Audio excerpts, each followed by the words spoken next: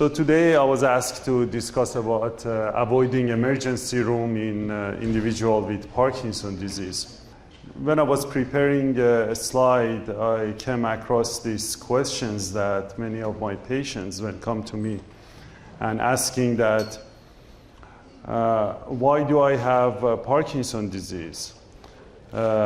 Is it something serious? Do I get to the point that I cannot take care of myself? And do I really need to know about all the complications of Parkinson's disease? I always give them example of, you imagine that Parkinson's disease is like high blood pressure or diabetes. It's a chronic disease. When somebody tells you that, okay, you have high blood pressure, are you getting so like overwhelmed? You start with one medication, and as the disease progresses, you may need 2 or 3 medications. But at the same time, you need to educate yourself about how to manage your high blood pressure and diabetes. So you need to learn how to live with this chronic disease. Parkinson's is the same.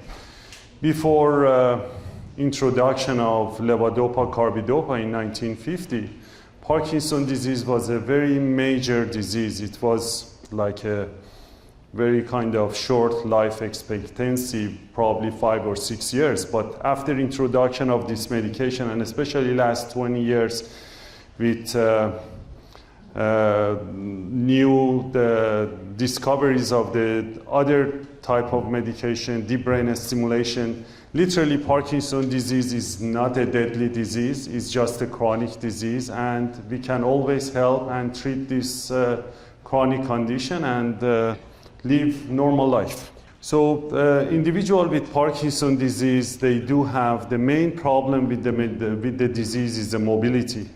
Parkinson's disease affects the movement. Therefore, we need to be educated how to control this complication of movement, and also discuss about the medications and how important it is to take the medication regularly, and prevention of fall, and ultimately infection. The first part that I'm going to talk about how to overcome the trouble with mobility and freezing of the gait. As we know, the majority of the Parkinson, they may get some problem with the walking. And one of the problems with the Parkinson is the freezing of the gait, which is slowness and inability to move. Majority of this problem can be handled by adjusting the medications, but the most important part is physical activity and physical exercises. One of the recommendations that I always give to my patients is they need to participate in a physical therapy. We do have 2 types of physical therapy, and one type is just help the patients to work on their speed, on mobility, and using the treadmill.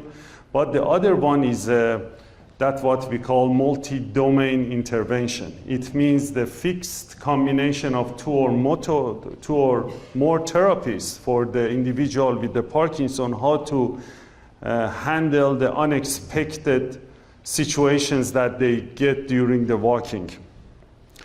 Majority of the time, we request at least 8 weeks of physical therapy, and this can be implemented few times per year.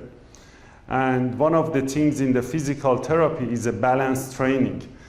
It's called perturbation-based balance training. In this type of therapy, the patients introduced to unexpected external stimulation. For instance, in this picture, they are using a treadmill. Then they try to accelerate and decelerate the treadmill. So by changing the speed, at the beginning it's hard, but as the training progresses, patients can understand how to manage their speed by different way. And then in some cases, they can even change the slope, move it toward the right, move it to the left, or just go up and down, incline or decline. And then in that way is one of the parts of the treatment. The other one is that what we call pull and pushing. It means that the physical therapist ask the patient to push forward or backward, and then just let the patient go. So the most important is patient understand that how to control their body, so therefore they don't fall backward or forward. Those training can be done a few times per year and always need to be repeated at home so they can walk safely. One of the most important problem with the Parkinson is a pain. The pain can be related to the different aspect of the Parkinson. Some of them could be just the orthopedic pain because of the arthritis or some other issues, but the other issue with the pain in the Parkinson is called central pain. There is a pain pathway inside the brain that originated in the basal ganglia. As the disease may progress, or even at the earliest stage of the disease, because of the change in the circuits of the nervous system in the brain, therefore we get this sort of unexpected painful situations that is not related to the orthopedic cause. As you see in this slide, I just put like a different type of pain that the patients may experience, including, as we discussed, central pain, some other type of pain like a neuropathic pain or orthopedic pain. The other type of pain that I would like to discuss with you is about spasticity pain or dystonic pain. It's not unusual that the patients come having like a severe spasm or that what we call dystonia. And this situation gradually become very painful.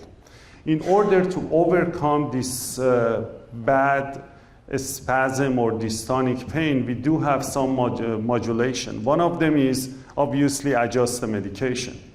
The other is there are some treatments that we can implement. It's called the apomorphine injections that is considered as a rescue and can overcome this type of pain. And then ultimately, deep brain stimulation is a very good, and obviously acupuncture, physical therapy, yoga is also helpful for this type of pain. And just mention that the other type of pain associated with Parkinson is called dyskinetic pain. It means excessive movement, like a Michael J. Fox movement. Those can be painful as well. Obviously, by adjusting the medication and some other modalities, we can help. The other conditions that patient with the Parkinson disease may develop down the road is called neurogenic orthostatic hypotension. It's the very variable. But if you sit down and talk with the patients, majority of them, they may have some element of neurogenic orthostatic hypotension. In the means of when they stand up, their blood pressure drop, and this results some sort of dizzy spell, lightheadedness, and just don't feeling good. And those are the symptoms that individual may experience or brought up to your attention as a lightheadedness. In severe cases, patient may even faint. But some other pre-syncopal symptoms like a visual blurriness, or obviously there is something called coat hanger headache. The patient feel like a raincoat, just holding a raincoat falling off their body.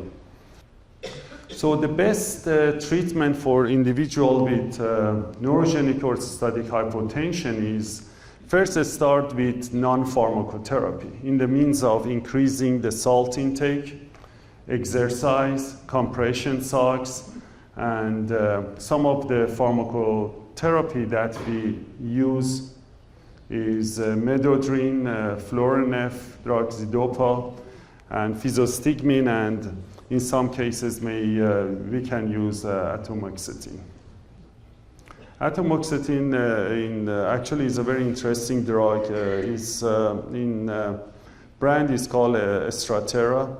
This is a medications that increase the dopamine and noradrenaline inside the brain. And sometimes I use it for the patients that although they have some sort of lightheadedness, also complain of a little bit mental fogginess. This medication is really helpful for that regard, especially in the mild form of neurogenic orthostatic hypotension. The most important is about knowing this orthostatic hypotension is when we stand up, about 500 or 1,000 cc of the blood goes down to the extremities. And then because of this blood going down, about 10% of this blood going out of the intravascular system going to the interstitial space.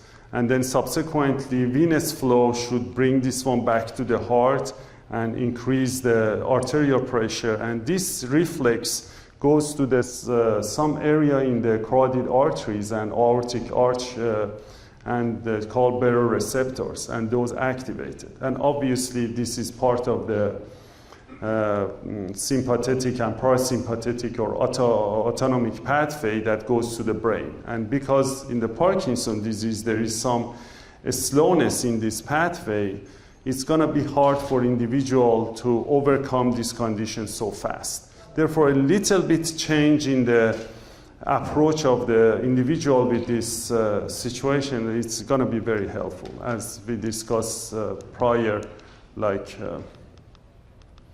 using the salt to increase the volume of the blood and compression socks. This is type of the compression socks. Majority of the time, I recommend to patients that this one and this one, so which goes below the knee and help to boost the vascular return to the heart. And here is another slide that I put some sort of treatment we use for neurogenic orthostatic hypotension. Another situations that we see in individual with Parkinson disease when for any reason they cannot receive the medication. So for instance, I'm as part of the neurohospitalists that sometimes cover the hospital. It's not unusual that the patient with the Parkinson come to the hospital and for some reason medication not given properly, or because of some GI situation or patient is going for surgery, they cannot give the medication orally. In that situation is literally patient become completely stiff. It's called akinetic attack. And is very kind of painful, and the best treatment for this situation is to introduce the medication gradually and quickly, and do not stop the medication abruptly. And the diagnosis sometimes could be challenging because some of the patients that we see in the hospital, they don't have much history. You don't know why the patient is so stiff. So having the good history is very important. And then administration of the nasogastric tube so you can quickly establish the oral pathway. The other conditions that can be potentially avoidable is called serotonin syndrome. It's a very rare situation. There are some of the adjunctive treatment to the Parkinson medications. They block the pathway of the serotonin. And then when concomitantly, we use the serotonin reuptake inhibitor medications that commonly used as an antidepressant. They will increase the serotonin, and increase the serotonin, it's really can be dangerous for patients, and presentation could be agitation, confusion, and even restless. They can't even stay still. It's different from dyskinesia, and then even they can have excessive diarrhea and some other autonomic symptoms. And the best and majority of the time happen. Actually, I saw some of those cases that come to me for some reason, see a psychiatrist or some other primary physician, and adjust the medication or accidentally increase their antidepressive medication without the knowledge of or other physician may not know that the patient is taking some certain Parkinson medications. And then the presentation, and they will receive a call that they have agitation and some confusion. So, and majority of the time happen quickly. As soon as you make that changes, you see those symptoms. And obviously is avoidable and quickly can be resolved. The other things that can be seen is emergency in Parkinson's disease is acute psychosis. This is usually seen in advanced age and the patients already have some element of dementia, or can be seen if patients overdosing the medications. In that situations, the patient presentation is with gradual agitation and psychosis, hallucinations. And in the mild form, if it's not very severe, we can always introduce some medications that I listed down and this is the medications that we commonly use, Seroquel, and lately these other medications that we try on the patients with acute psychosis. Remember that the antipsychotic medication is not safe in Parkinson's disease because Parkinson's disease is a lack of dopamine, and antipsychiatric medication actually block this pathway, therefore decrease or deplete the dopamine further. Therefore, it's very sort of dangerous, and if need to be used, should be used very cautiously. The other situations that we have is called dopamine dysregulation syndrome. This is completely avoidable. That's what we call dopamine toxicity. This is the situations that sometimes patients use too much dopamine because they just feel like they want to be loose, they like to avoid any freezing or fluctuation of the motor function. Therefore, they keep taking medication without knowing that this situation ultimately causes toxicity. And then, sometimes it's challenging for the physicians and the patient's family to convince the patient that don't take too much and adjust it. It's not unusual that sometimes I see patients taking the carbidopa, levodopa every 2 hours, every 3 hours. So, and around the clock, even at night. So one of the role of the Parkinson physician is to first make sure that the patients do not take medication more than what's supposed to be. The other one that other colleague also touch upon was the impulse control disorder. This is that what we call behavior addiction.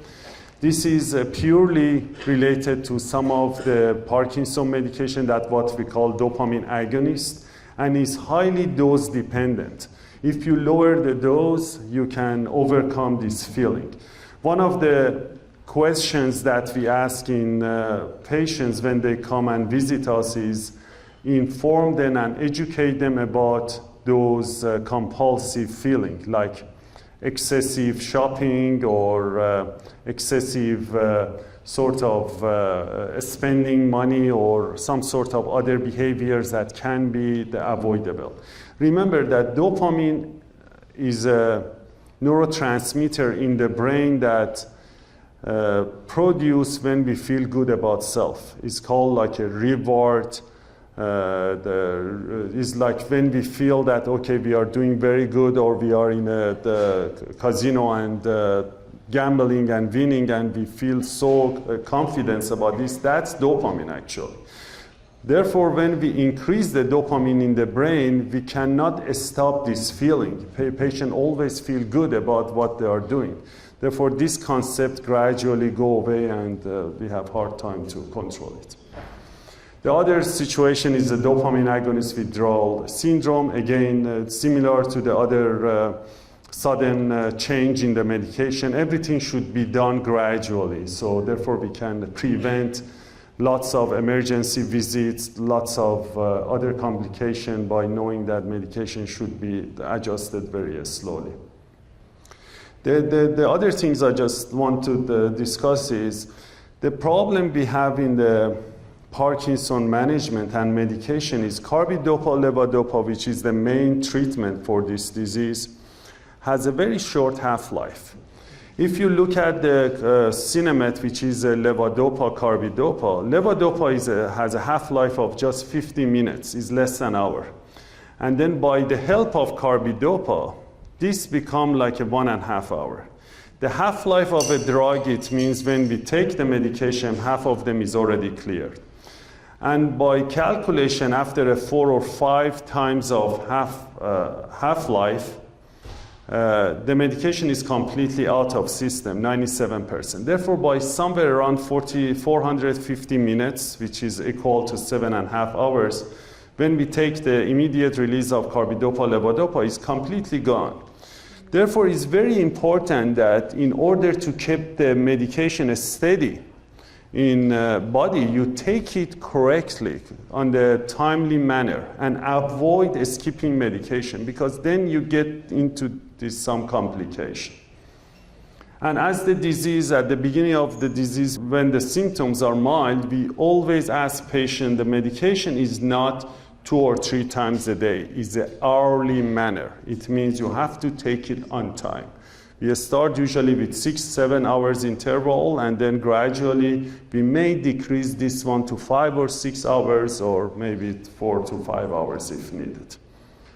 A sleep problem is very, very common in Parkinson's disease. I can't tell you how many times patients come and complain of trouble with the sleeping, or even the hypersomnia, which is excessive sleepiness. So some of the sleep problem is related to medication. Like a dopamine agonists are very kind of notorious for a sleep attack. Therefore, whenever we start the treatment, we inform the patient and family about potential side effects of the medications. And a sleep attack can be very, very bothersome, or even cause self-injury if the individual driving. So one of the ways that we can overcome this situation is to change this medication to longer acting formulation, extended release, so patients do not get this feeling 2 or 3 times a day whenever take this medication, and obviously decrease the risk of injury. The other condition is called REM behavior disorder. In general, REM part of the sleep is a dream. And when we do have a dream, there is situations happen in the brain, it's called atonia. It means block the brain pathway to the body through the spine. Therefore, while we do have a dream, we don't move arm and leg. We are relatively sleep paralyzed. But in Parkinson's disease, because of some changes in the pathway inside the brain, in some individual, when you have a dream, those pathways get through, go to the spine, and then you start moving your arm and leg, and obviously it could be very dangerous because you may hurt yourself or your sleep partner. And this can be seen even before diagnosis of Parkinson's. It's not unusual that the patient have REM sleep like 2-3 years before motor presentations or even diagnosis of Parkinson's disease. Therefore, I receive sometimes consult about these situations from the other colleagues that the patient has a very bad form of REM behavior disorder. Does this patient ultimately develop Parkinson or not? So they require some tests. So the best treatment for REM behavior disorder, obviously, after we make a good diagnosis, I usually start with melatonin, and there is something is called tryptophan, L-tryptophan, which is a precursor of the serotonin and melatonin. It's very helpful. It's a natural, is over-the-counter or melatonin. We usually start with those, but the best treatment for this situation is obviously a clonazepam, and but has to be used very cautiously because of the potential toleration and long-term side effect. So as I mentioned about management of sleep issues, obviously educations, maintaining the regular sleep awake. Do not let self to sleep throughout the day. Try to go to bed on time, wake up on time. This is gonna be so helpful for you. And the treatment of the coexisting problem, make sure that they are not having like a sleep apnea or some other issues. Fortunately at Hoag Hospital, at Hoag, center, we do have a very, very good sleep center, and sometimes I ask my colleague to help me to manage these situations. So, and this is a slide that Belinda asked me to put it there. So, this, we know that the infection is obviously very common in everybody. So, but urine infection is the most common admission to the ER for any sort of disease. So, and then it's also common on the people who do have some problem to begin with, like in ladies or on the male with some prostate issues. They usually get this problem, or after surgery.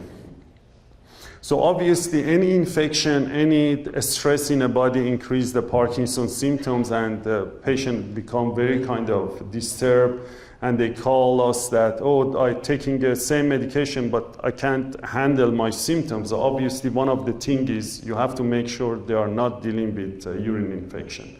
And obviously if not be aware of this, ultimately can cause sepsis. And some of the easy way to do it, make sure that, if the patient has catheter or if the patient has some issues with the bladder, definitely address that condition. And this is some of the prevention in female. The estrogen is basically a protective effect. So I always make sure that the patient's having this sort of treatment, either gel or hormone replacement, is very helpful. There are some other, like cranberry juice or vitamin C, although it's not well established, but it's safe. It's not some things that you may say, okay, it's gonna be harm on me. So, but the best is, I think, try those, and actually it's helpful. So, and then bladder irritation and prophylactic antibiotic is needed. And then the key measures of this discussion here is, I'm going to just read the slide. The Parkinson disease, one of the most important is, in the Parkinson program, we need to have a nurse navigator to be easy accessible to the patients and the caregivers or family members. Therefore, we can address those before even patient gets to the emergency room.